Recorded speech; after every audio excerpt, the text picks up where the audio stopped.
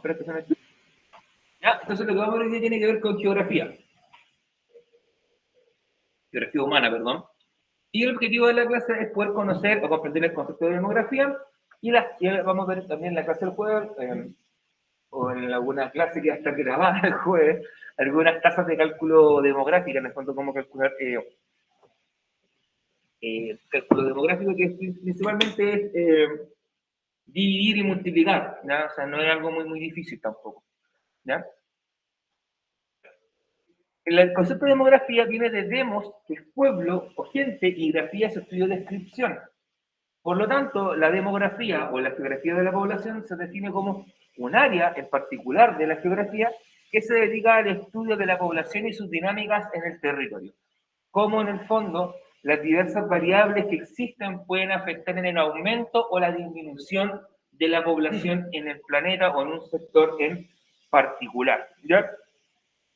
De hecho, es bien interesante este proceso porque en el fondo, por lo general, uno, geografía de la población no le da tanto el peso, pero debe ser uno de los puntos más importantes al momento de toma de decisiones, ¿ya? Por ejemplo, cuando las autoridades públicas tienen que tomar decisiones en políticas públicas que afecten a todo el país, un factor fundamental tiene que ver con las dinámicas de población, ¿ya? Y eso lo vamos a ir viendo un poquito más adelante, ¿ok?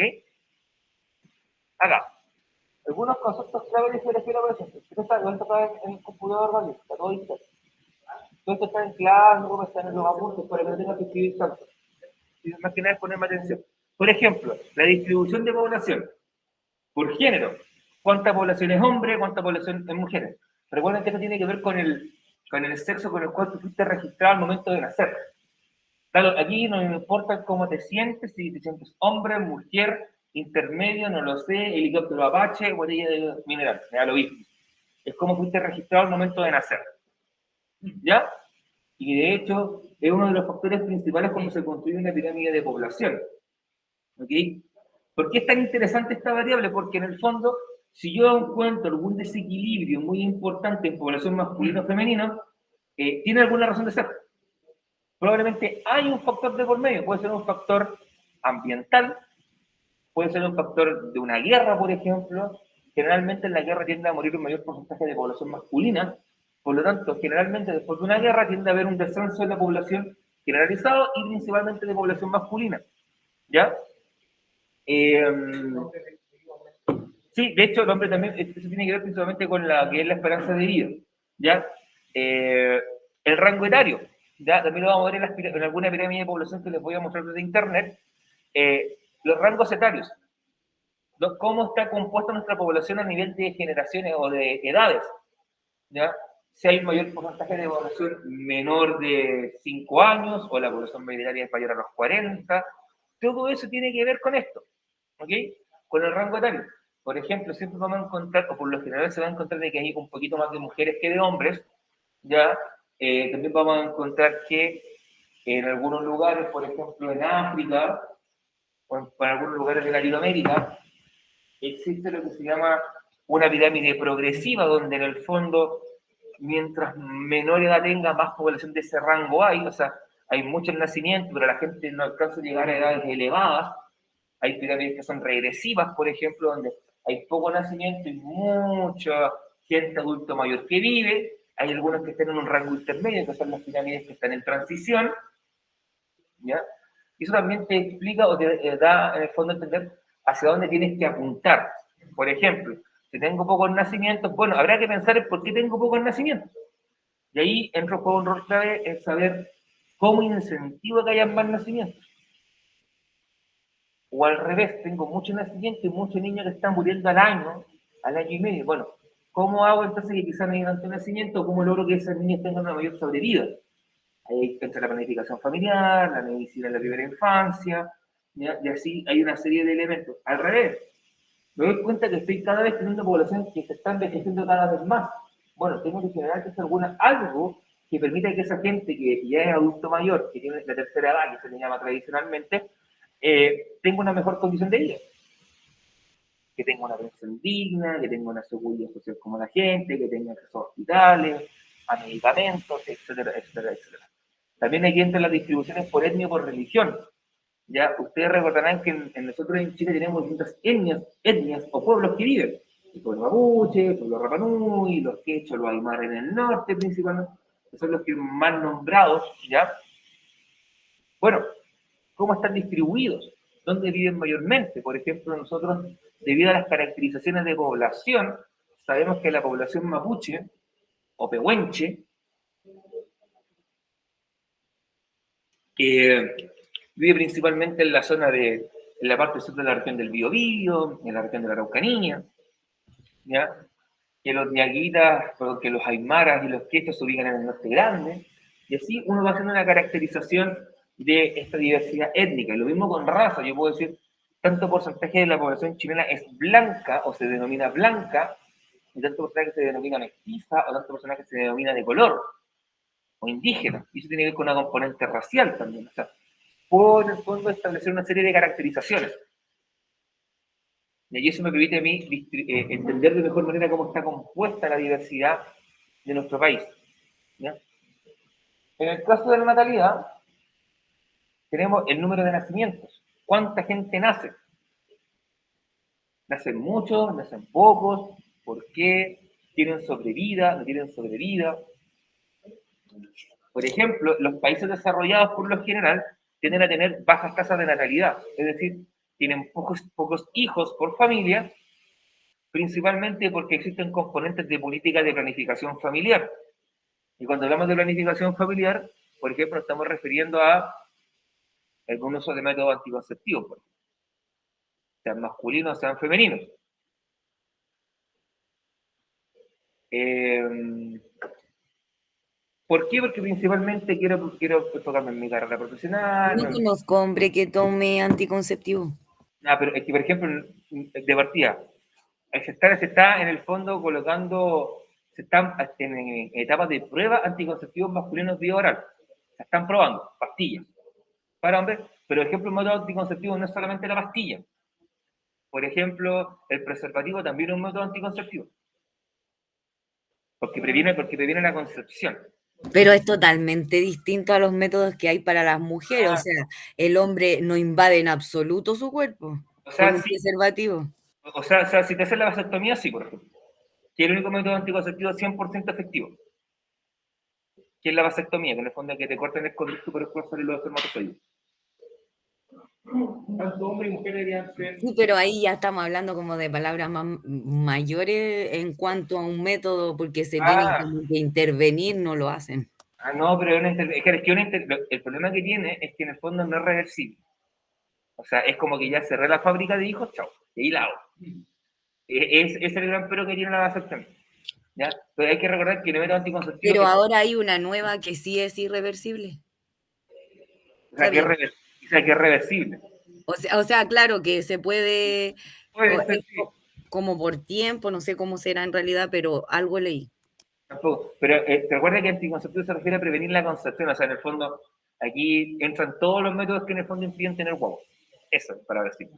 Y aquí eso también se lleva a cabo. O sea, en el fondo, para ahí tú tocas un punto que es una política de dos personas, en el fondo. Y eso es parte de lo que ven las políticas demográficas, en el fondo. Ver, ya, ok, tenemos un problema con esto, porque quizás estamos teniendo muchos hijos por familia. Bueno, busquemos cómo reducir eso, quizás. Hay que incentivarlo, o al revés. Por ejemplo, en Europa, los países desarrollados están intentando incentivar que haya mayor natalidad porque se están quedando sin niños, se están quedando sin renovación de población. Se está envejeciendo la población y entonces lo que buscan es incentivar a que la familia tenga hijos y no cuenta el perro hijo. Ya no cuenta el perro hijo y no cuenta el gato hijo. ¿Ok? Aunque rompan las cosas igual, pero no cuenta. Tiene que ser legal. ¿Ok? Pero en el fondo eso se está intentando hacer. Vamos a la mortalidad, y en la mortalidad ocurre algo similar. ¿En qué sentido? Ver el porqué de qué se está muriendo la gente. Por ejemplo, si yo comienzo a hacer una caracterización demográfica de qué se está muriendo la gente, quizás yo te puedo decir, mira, la gente se está muriendo de accidentes cerebrovasculares, que puede ser una trombosis, un infarto, un accidente cardíaco, por ejemplo, un infarto de miocardio, ¿ya? Eso, bueno, ¿por qué se genera? Y quizás si nos damos cuenta que todos estamos obesos probablemente, o todos tenemos un grado de sobrepeso, Ahí tenemos un factor, pero en el fondo, ¿qué es lo que hay que hacer? Hay que atacar eso para reducir la mortalidad por esa causa. ¿Eso qué significa? ¿Por qué creen que Nación elige vivir sano? ¿Por qué creen que de los colegios sacaron las colaciones con sellos? Porque estábamos gorditos. Y ese estar gordito después genera ese problema. ¿Cachai? Y lo digo también por mí, loco, porque yo peso más de 100 kilos, no se nota. ¿Ok? Y en el fondo, eso, hay que tratarlo. ¿Ya? Por ejemplo, si vemos que la gente se está muriendo de cáncer al pulmón o cáncer a la laringe o a la faringe, quizá hay que ver y vemos que la gente fuma mucho, ahí tenemos que ser un problema que hay que tratar y desincentivar en el fondo el consumo del tabaco o del cigarrillo. Eso tiene que ver con reducir la mortalidad o entender el por qué la gente se está muriendo, porque quizá ya, yo me fui al extremo de cosas más graves, pero por ejemplo, si tenemos alguna enfermedad, ¿ya? Hace 100 años atrás, los niños se morían de tuberculosis, se morían de viruela, se morían de sarampión, se morían de poliomielitis o la polio, ¿ya? Y ahí nos dimos cuenta de que, bueno, ¿cómo solucionamos esto? Con vacunas. Y se comenzaron los programas de vacunación. Todos tenemos esa típica marca de la vacuna que te colocaron cuando chico, en un brazo. Y es así como, como un circulito que tenéis marcado en el brazo. ¿Ya? No me acuerdo qué vacuna es, porque no soy padre, así que no tengo idea qué vacuna es. Los que se deben que sea padre o madre deben saber qué vacuna es la que te deja la marca. Pero, por ejemplo, ese cambio en la política de salud pública del país de vacunar a todos los niños logró disminuir la mortalidad infantil. Y en la actualidad en Chile los niños no mueren de tuberculosis o mueren por porcentaje mínimo. No mueres de sarampión, no mueres de viruela, no mueres de poliomielitis. ¿Ya? De hecho, te puede dar la sarampión y la viruela, sí, pero te da suave. Es como la peste, cuando te da la peste era cuando A mí chico. me dio embarazada. ¿Qué te dio? Ay, esa que es más común. ¿La peste? La viruela. ¿La viruela? ¿Ya? Tenía 3 meses de embarazo cuando me dio. ¿Ya? La verdad que fue horrible porque no podía tomar ningún medicamento, ni siquiera para la picazón. Y esa había sido mi primera peste en mi vida. Es que ahí está el por qué, por ejemplo, siempre se dice que es mejor que te dé cuando pequeño. Porque la vacuna está más presente también, o sea, tus defensas, si bien te quedan, no son tan potentes. Y súmale que te dio la situación típica, como varios conceptos críticos, de gravidez, ya en el fondo te dio justo en el momento del embarazo, así que es más delicado todavía. Y es por eso que uno los capita tanto con el tema de las vacunaciones. Las vacunaciones por lo general no tienen un impacto extremadamente negativo. ¿Puede tener una reacción adversa? Sí, que te puede doler la cabeza, que te puede dar fiebre, sí, es parte de, pero va a ser menos terrible que te dé la enfermedad por sí sola, ¿ya? Y ahí tenemos entonces cómo se da la mortalidad. A eso le tenemos que sumar el aspecto migratorio, porque yo puedo ver la inmigración demográficamente hablando y ver por qué hay población que está llegando a este país. ¿Qué está pasando en esos países de origen para que la gente llegue a Chile? Cuando los chilenos lo único que queremos es irnos de acá y decir, como sáquenme de aquí. Llévenme a Europa, llévenme a Canadá, ¿cachai? O sea, una gente así como quiere arrancar de Latinoamérica y estas llegan para acá. Eso te habla en el fondo de la mala realidad que se vive en esos lugares, ¿ya? Cómo es de compleja la vida en esos lugares, ¿ok? Y lo mismo cuando la gente migra, bueno, ¿por qué se va la gente de los países? Porque en el fondo busco en el fondo una vida en otro lugar. Quizá tiene que ver con temas laborales, tiene que ver con temas personales, o tiene que ver con temas más complejos a nivel internacional, como puede ser una guerra. Ya recuerden la cantidad de migrantes sirios que han pasado por Europa, que son millones que arrancando de la guerra civil en Siria, que hasta Chile llegó un pequeño contingente de colectividad siria ubicada en territorio nacional arrancando de las guerras. ¿Ya? Eso tiene que ver también con la migración, con las dinámicas de población. En el fondo, entender, porque si yo veo que el número aumenta o disminuye, tengo que entender el por qué aumenta o el por qué disminuye. ¿Ya? Y por último está la esperanza de vida. La esperanza de vida, en palabras simples, es cuánto tiempo en promedio vive una persona en un determinado momento. ¿Alguno de ustedes sabe más o menos cuánto es la esperanza de vida de una mujer en Chile? En promedio.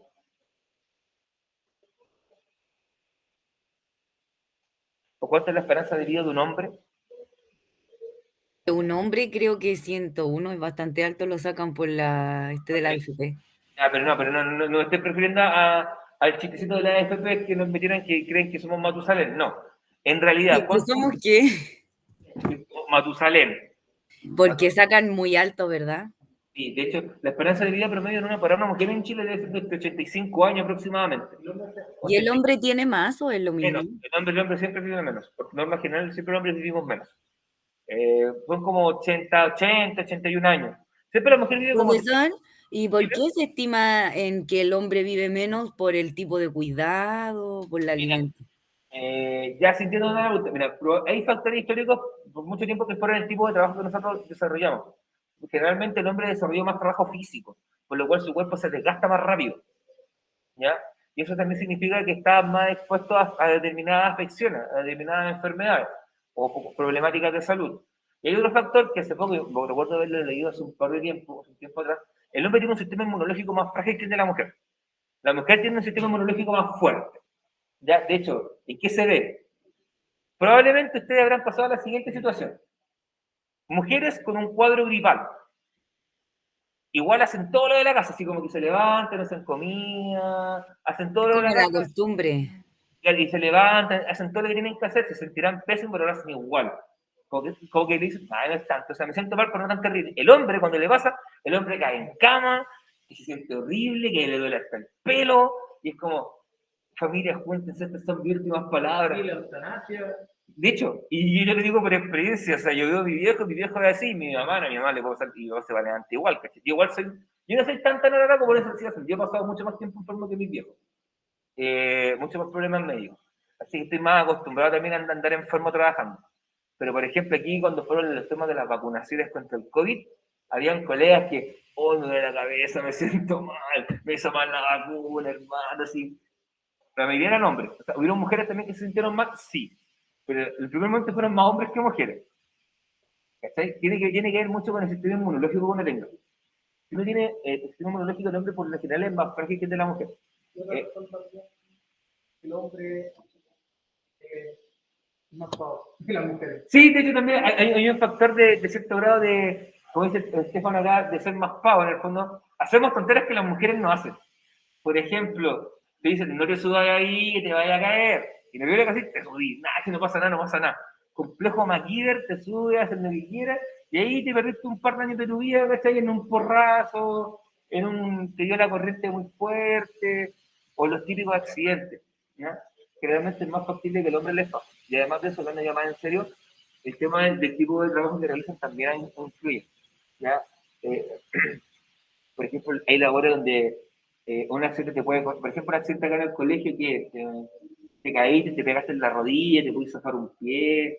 Lo más terrible es que, no sé, pierdas la voz, ¿cachai?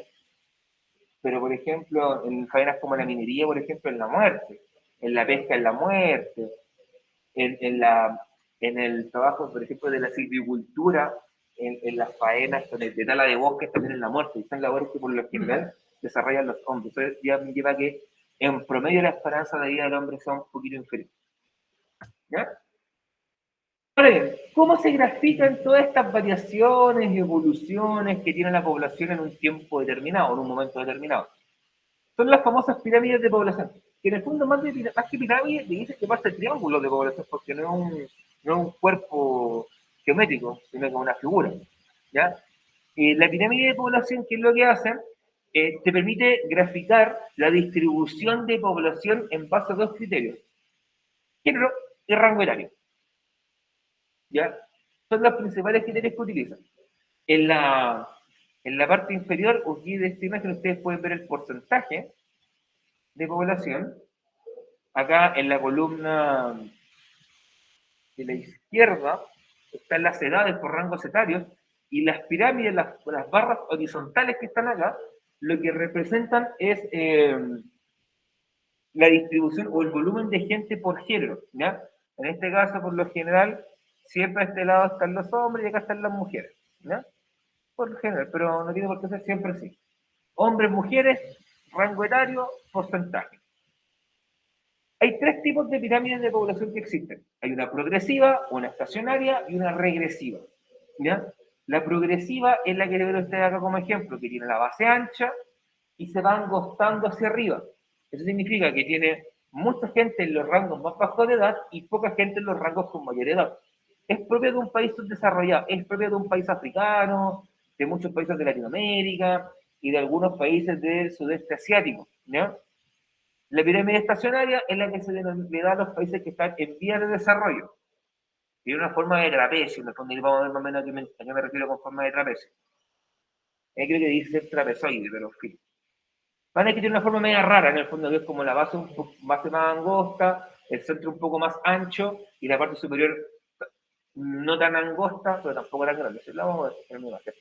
Y la pirámide regresiva es la pirámide invertida, que significa que la base es angosta y los rangos superiores son más anchos. Profesor, ¿Dime? ¿Cómo es la estacionaria? La vamos a ver ahora. Mira, te lo voy a Ay, mostrar en un ejemplo mejor para que lo puedas ver de mejor manera. Voy a irme a esta página porque aquí aparecen pirámides dinámicas. Vamos a ver el ejemplo de Chile. Chile tiene una pirámide estacionaria, pero una pirámide de transición. Mira.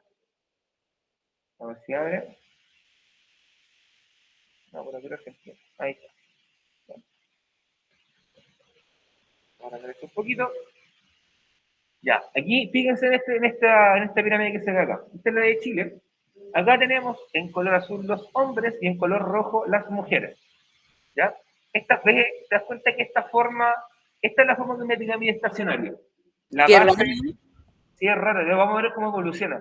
La base es más angosta, la base no es la parte más ancha, sino que la parte más ancha está en los rangos intermedios. En este caso está entre los 35 y 20 años. Eso significa que está prácticamente, yo te podría decir, entre la gente que nació en el 85 y el 2000 más o menos, un poquito 87, 2000 más o menos, es la que está concentrada acá y es donde hay más nacimiento, donde queda mayor cantidad de población. Mira, así va evolucionando. Usted, ¿te das cuenta? Chile en el año 62 tenía esta pirámide, que se asemeja a la progresiva, con una base bien ancha y una parte superior bien angosta. Y con el tiempo esto va cambiando.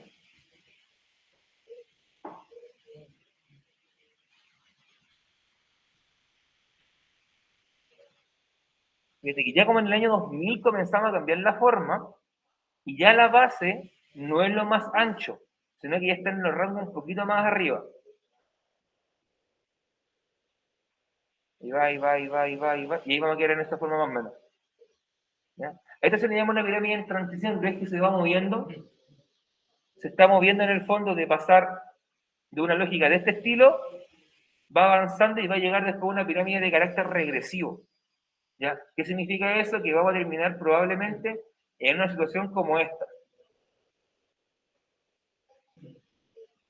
Porque esto es una pirámide regresiva. Fíjate que Japón está aproximadamente en el año 60 en una situación parecida a la nuestra en la actualidad, con una base un poquito más angosta, con los rangos intermedios más anchos, y fíjate cómo va evolucionando. Chile probablemente va a avanzar a este tipo de pirámide.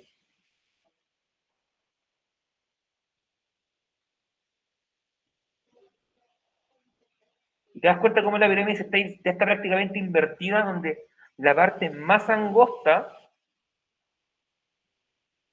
está prácticamente acá en los recién nacidos. Y la parte más ancha está acá. Fíjate que en este país, en este caso en Japón, para el 2019, habían 7 millones de mujeres que tenían sobre 80 años. O sea, prácticamente yo diría, casi un 35% de Chile, un 30% de Chile, un poquito menos, eran mujeres de 7 años o más. Se cortó la luz. Profesor, ¿Dime? en un país influye igual eso que en la economía y todo eso, que hay mucho porcentaje de personas mayores. Sí, porque en el fondo, ¿en qué influye esto? Oye, ¿en qué influye? Influye principalmente influye principalmente en el siguiente tema. Piensa que esta gente que está acá, la gente que es muy mayor, no trabaja. Por lo tanto, depende de la pensión, de la seguridad del Estado. Y muchas veces es el Estado quien tiene que financiar pensiones.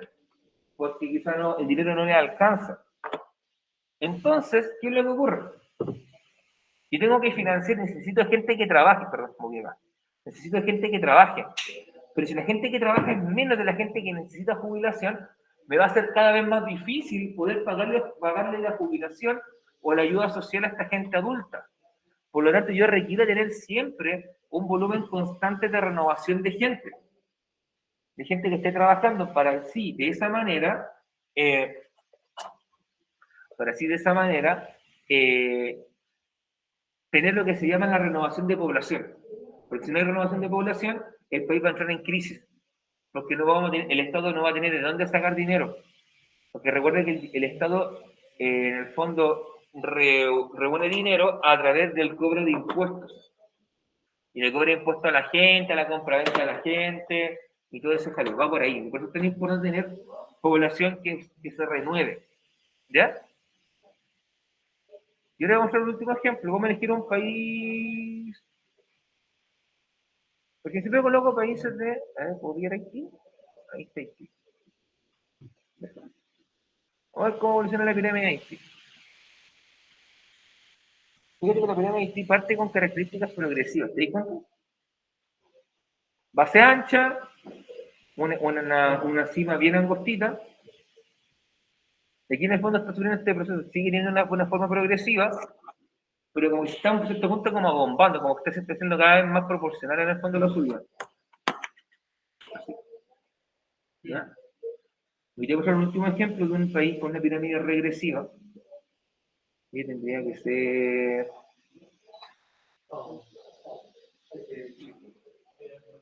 Vamos a mirar esto, mira. Esta es Dinamarca. Fíjate que en los 60 Dinamarca tenía ese problema. ¿Te das cuenta cómo en el fondo la población va moviéndose? Y cómo aquí tenemos una forma re amorfa, en el fondo no tiene forma de pirámide, pero sí tenemos que la gente, en el fondo, ya no es una pirámide progresiva, sino que el grueso de la gente está acá, está en los 50, 55 años, está acá, entre los 45 y los 60 años, o sea, gente ya adulta, gente que va a dejar de trabajar, pero hay muy poca gente que vuelva a trabajar. Esos son los problemas que van viendo los países a través de estas llamadas pirámides de población. Vamos a mirar este último ejemplo, que es el de África, solamente para que ustedes vean. Tiene netamente un carácter progresivo. Es una pirámide progresiva.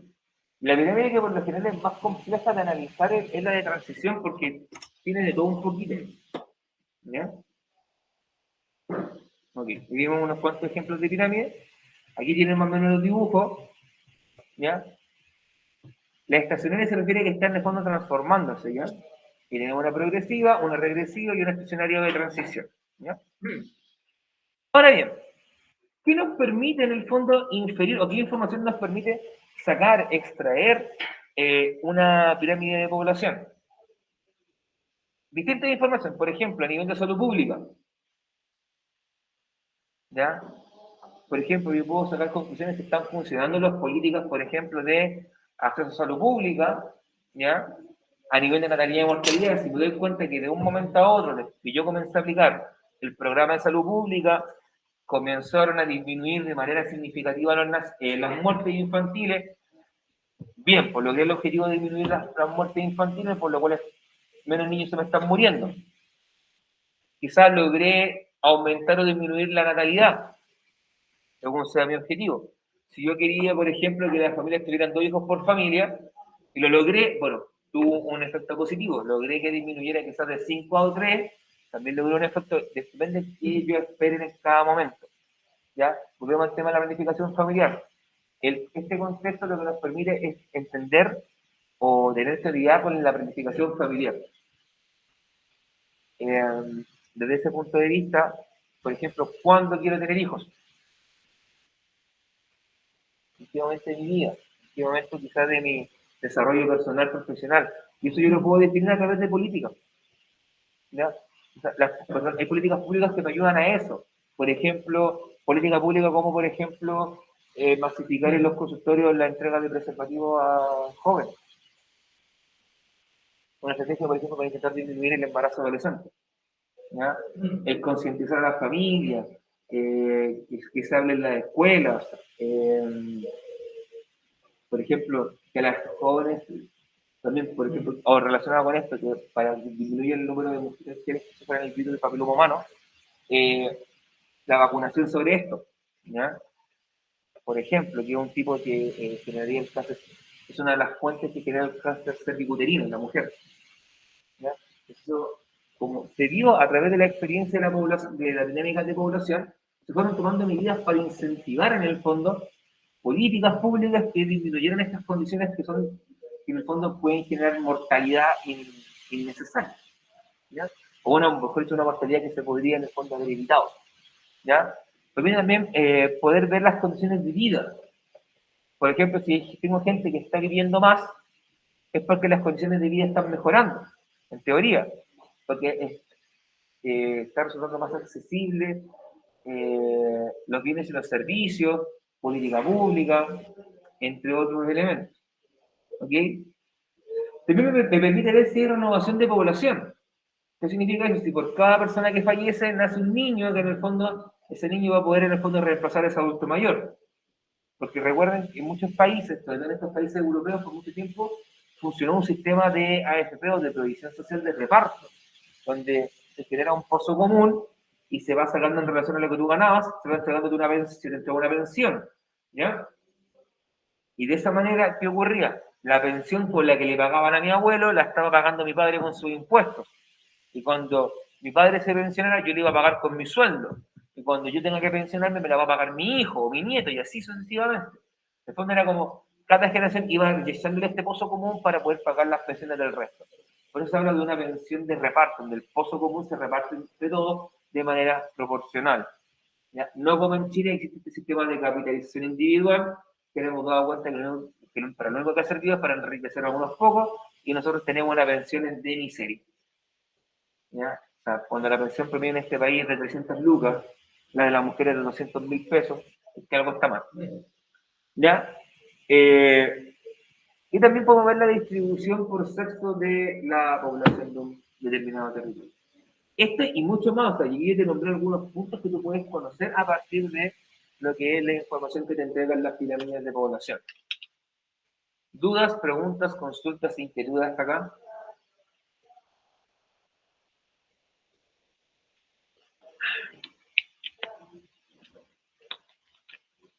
¿No? Bueno, esto se va a dejar introducido el contenido de la próxima semana, de la próxima clase, y te voy a mostrar cómo calcular el elemento para la pregunta esencial. Voy a aprovechar que te lo tiro porque nos queda tiempo. Bueno, las tasas de cálculo demográfica son en el fondo cálculos matemáticos que se utilizan, ¿ya? Y aquí es cuando ustedes comienzan a hacer cortocircuito en su mente, es decir, ¿por qué el profe de esos me está haciendo ese cálculo matemático? Sí quiero dinero. Van a hacer cálculos matemáticos y la pregunta esencial, van a tener que hacer cálculos matemáticos básicos, pero van a tener que hacerlo. No es nada del otro mundo, es simplemente saber multiplicar y dividir, ¿ya? En este caso, los cálculos matemáticos lo que nos permiten es visibilizar la realidad y después poder graficarla a través de una pirámide, un gráfico de barra, un gráfico de línea, un gráfico de torta, dependiendo cuál sea el más idóneo en ese momento, ¿ya? ¿Y cuáles son los cálculos demográficos más comunes que se realizan? La natalidad, es decir, el número de nacimientos, la mortalidad, el número de defunciones o muertes, la mortalidad infantil. La mortalidad infantil es súper importante porque uno de los parámetros fundamentales para evaluar la calidad del servicio de salud que pueda existir tiene que ver con la cantidad de mortalidad infantil que tenemos, ¿ya?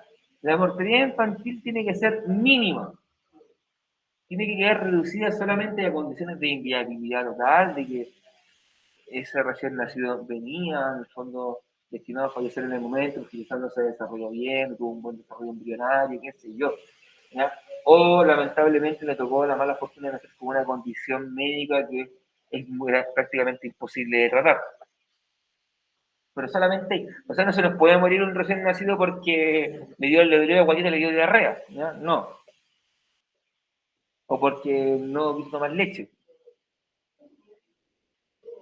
También está el crecimiento vegetativo. El crecimiento vegetativo apunta si la población total de un territorio está creciendo o no, ¿ya? Y para eso hay una fórmula matemática, un cálculo matemático que vamos a ver.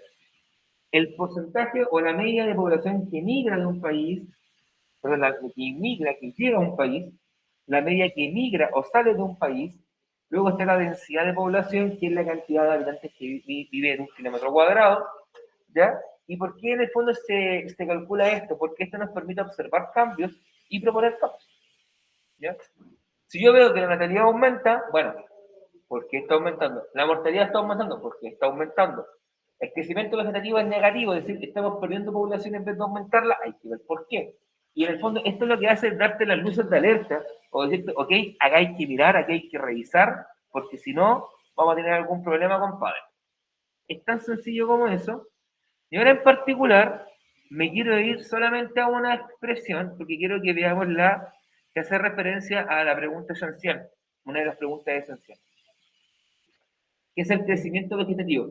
Sé que me salté la natalidad, sé que me salté la mortalidad, sé que me salté la mortalidad infantil, relajado. Me salté el crecimiento vegetativo porque es parte de la pregunta esencial. ¿Ya? El crecimiento vegetativo es un indicador de si la población está creciendo o no. ¿Ya? Eso es el crecimiento vegetativo, le indica si la población está creciendo o no.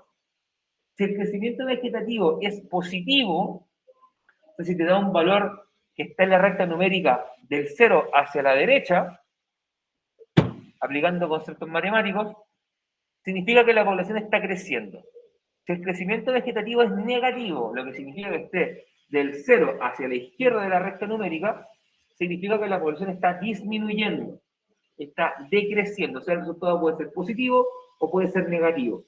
Si es positivo, la población crece. Si es negativo, la población decrece. Y ahí vienen preguntas. ¿Por qué la población estará disminuyendo, por ejemplo? Y quizás llegamos a la conclusión de que, oh, no estamos teniendo hijos. ¿Por qué? Porque preferimos tener al perro hijo al perro gato. Porque es más barato, el veterinario sale más barato que el pediatra, los remedios son más baratos y la comida es más económica. Me sale mejor comprarle un kilo de doco al perro que comprar las verduritas para hacer el colado. ¿Qué sé yo? Estoy dándote ejemplo al azar. ¿Ya? Exacto. Exacto. Entonces, ¿qué es lo que vamos a ver? Matemáticamente, ¿cómo se calcula? Y aquí es donde entran muchos en colapso nervioso y en colapso mental. Porque dicen la fórmula es muy difícil. Vamos recordando elementos de matemática básica. Número de nacimientos menos el número de muertes. Esto está en habitantes. En el caso de acá, sería 1000 menos 200. 1000 menos 200 me va a dar 800. El resultado de esta división, el resultado de esta resta, perdón, se divide por el total de la población. En este caso son 2 millones. O sea, sería 800 dividido en 2 millones. 800 dividido en 2 millones me da 0,0004. Todo esto está en habitantes. Y luego, yo te digo que en este caso, yo te doy este número por 1000, es variable, es una constante. Puede ser 10, puede ser 100, puede ser 1000, puede ser 10.000, puede ser 100.000. En este caso, yo te di la constante 1000. Y te digo entonces que ese 0,0004 multiplicado por 1000. Y ese número me va a dar 0,4 habitantes. Eso significa que por cada 1000 personas, la población está aumentando en 0,4 habitantes. Eso es. Eso es todo lo que tienen que hacer. Y de hecho, como soy un ser de luz y un ser beneplácito, y ahí ando, a pesar del calor, ando de buena onda, nos vamos a ir a la pregunta esencial. Estimados, son las 4 APP. De hecho, sí, son dos preguntas esenciales. Pero vamos a ver las dos primero. Tienen 5 minutos para desarrollar la pregunta esencial número 2, ¿ya? Que dice, si en un territorio donde habitan 3 millones, nacen en el año 1000 y en el mismo año mueren 300 habitantes. Calcula el crecimiento vegetativo. Ocupe la fórmula vista en clases y todo el desarrollo tiene que ir en su respuesta. Importante, todo el desarrollo tiene que aparecer ahí. No me sirve que me coloquen resultados, vamos a inventar. 1. No me sirve, quiero ver el paso a paso.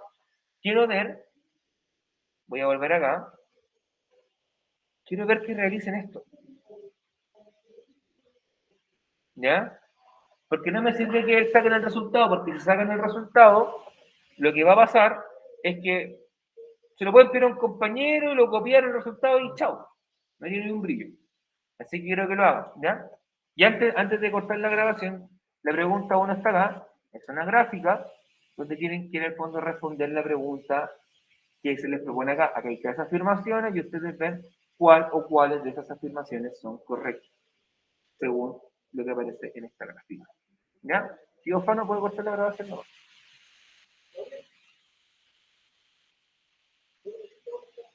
A ver,